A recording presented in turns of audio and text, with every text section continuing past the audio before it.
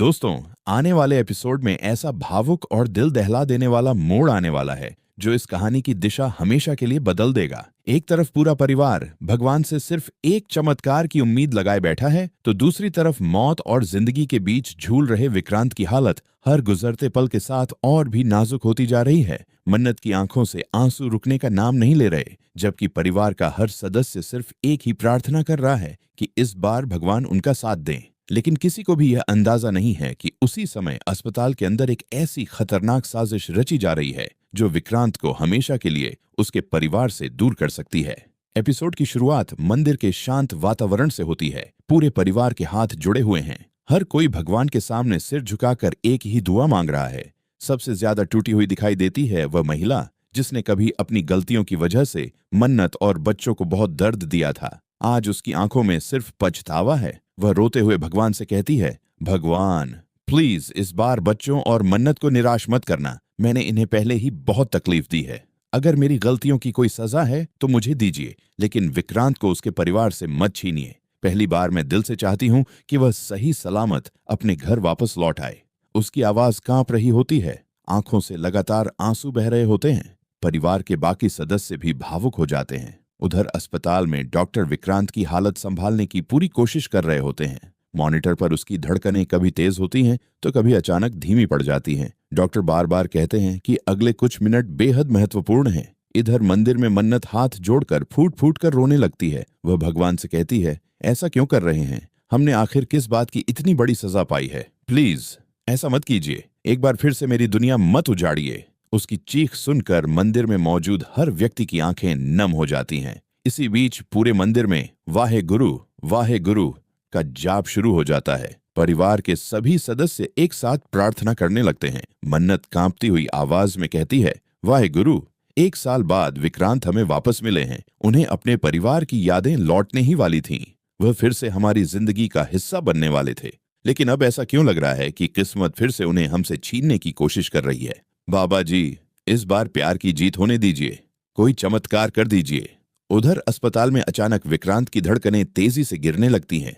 Machine पर alarm बज उठता है। डॉक्टर दौड़कर उसके पास आते हैं। पूरे आईसीयू में अफरा तफरी मच जाती है। इसी दौरान मन्नत की छोटी बेटी आरती की थाली लेकर अपनी माँ के पास आती है। वह मासूमियत से कहती है, मम्मा देखो, आरती शुरू हो गई है। मैं चाहती हूँ कि आप और पापा भगवान जी का आशीर्वाद ले लें। हमने पापा के लिए भगवान जी से प्रार्थना भी की है। अब देखना, सब ठीक हो जाएगा। उस मासूम बच्ची की बात सुनकर वहां मौजूद हर व्यक्ति रो पड़ता है। लेकिन दोस्तों, कहानी का असली मोड़ अभी बाकी होता है। उसी समय बच्ची अचानक अपनी मां का हाथ पकड़कर पूछती है, मम्मा, क्या आप मुझसे कुछ छिपा रही हो? आप और पापा किसी परेशानी में तो नहीं हो? यह सवाल सुनते ही मन्नत की आंखें भर आती हैं। वह कुछ बोल ही नहीं पाती। उधर अस्पताल में अचानक बिजली कुछ सेकंड के लिए चली जाती है। पूरा आईसीयू बैकअप पावर पर आ जाता है। इसी अंधेरे का फायदा उठाकर एक नकाबपोश व्यक्ति चुपके से विक्रांत के कमरे में घुस जाता है। वह उसकी लाइफ सपोर्ट मशीन के साथ छेड़छाड़ करने लगता है। लेकिन जैसे ही वह अपना हाथ बढ़ाता है, पीछे से किसी की आवाज आती है, रुको। वह घबराकर पीछे मुड़ता है।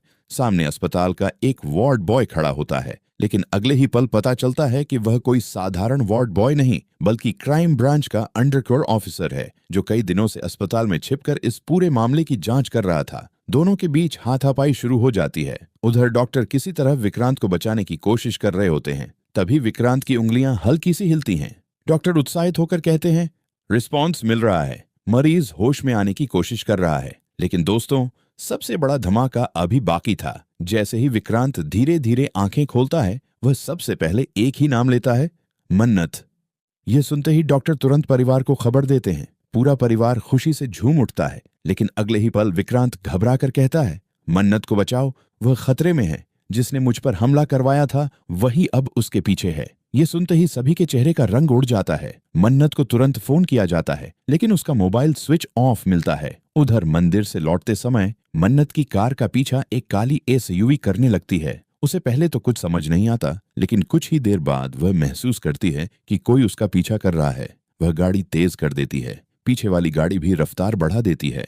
कुछ किलोमीटर आगे पहुंचते ही सड़क पर एक बड़ा ट्रक आकर रास्ता रोक देता है। मन्नत की कार रुक जाती है। 4 नकाबपोश लोग गाड़ी को घेर लेते हैं उसी समय दूर से पुलिस की सायरन सुनाई देती है। हमलावर वहां से भागने लगते हैं, लेकिन भागते भागते उनमें से एक की जेब से एक पुरानी तस्वीर गिर जाती है। पुलिस वह तस्वीर उठाती है। तस्वीर में विक्रांत, मन्नत और एक अनजान महिला साथ खड़े दिखाई देते हैं। जांच करने पर पता चलता है कि वह महिला वर्षों पहले मृत घोषित की जा चुकी थी। यहीं से कहानी पूरी तरह बदल जाती है। अस्पताल में होश में आए विक्रांत उसी महिला का नाम लेता है और कहता है वह जिंदा है और यही इस पूरी साजिश की असली मास्टरमाइंड है। ये सुनते ही पूरा परिवार सदमे में आ जाता है। लेकिन सबसे बड़ा शॉकिंग ट्विस्ट तब आता है जब पुलिस उस महिला की तलाश शुरू करती है और सीसीटीवी फुटेज में दिखाई देता है कि वह महिला कुछ देर पहले मंदिर में मौजूद थी और परिवार के साथ खड़ी होकर भगवान से प्रार्थना भी कर रही थी। यानी दुश्मन परिवार के बेहद करीब पहुंच चुका है, लेकिन किसी को उसकी असली पहचान का अंदाजा तक नहीं है।